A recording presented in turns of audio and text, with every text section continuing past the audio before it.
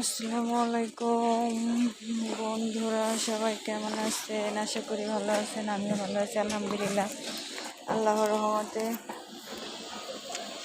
ঢাকা থেকে বাড়ির দিকে যাইতেছি, তো এখানে বিরতি দিল।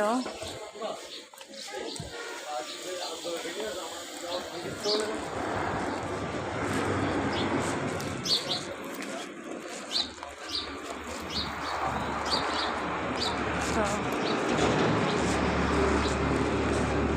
এখানে গাড়ি দাঁড়াইছে 20 মিনিটের জন্য।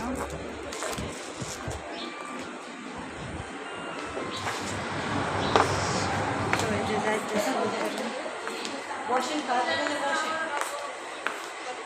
এই যে এখানে কিছু খাওয়া দাওয়া করবো ইনশাল্লাহ।